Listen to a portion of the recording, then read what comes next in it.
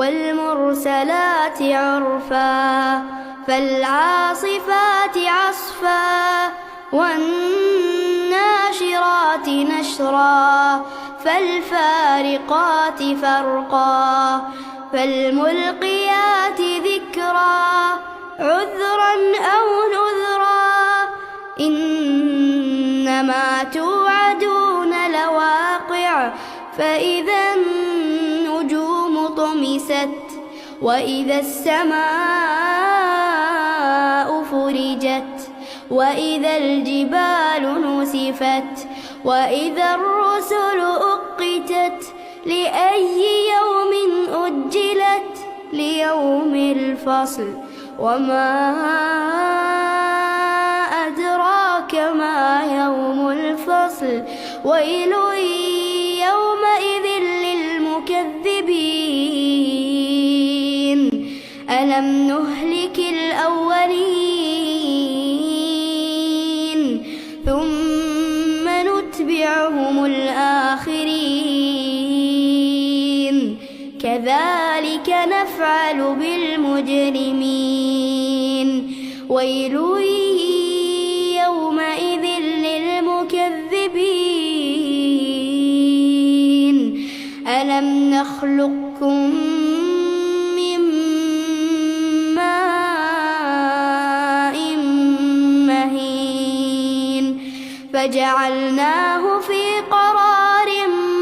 مكين إلى قدر معلوم فقدرنا فنعم القادرون ويل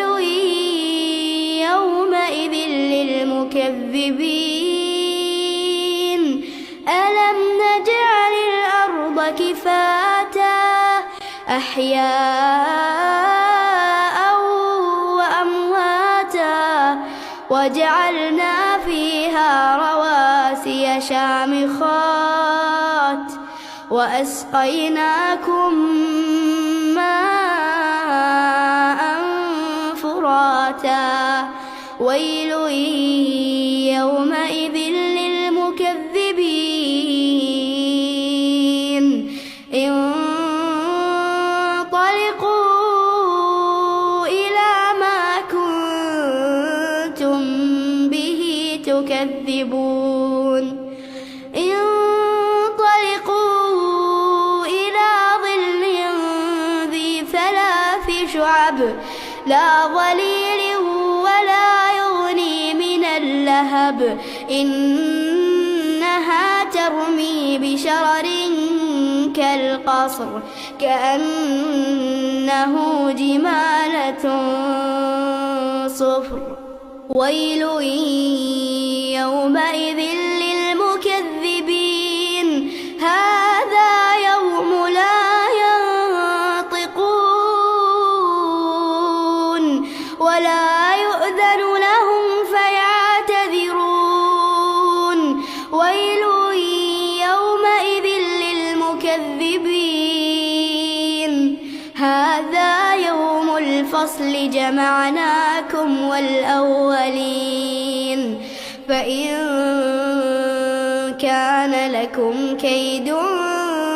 فكيدون ويل يومئذ للمكذبين إن المتقين في ظلال وعيون وفواكه مما يشتهون كلوا واشربوا هنيئا بما كنتم تعملون إنا كذلك نجزي المحسنين ويل يومئذ للمكذبين كلوا وتمتعوا قليلا إنكم مجرمون ويل يومئذ للمكذبين وإذا قيل لهم اركعوا ركعوا لا يركعون ويل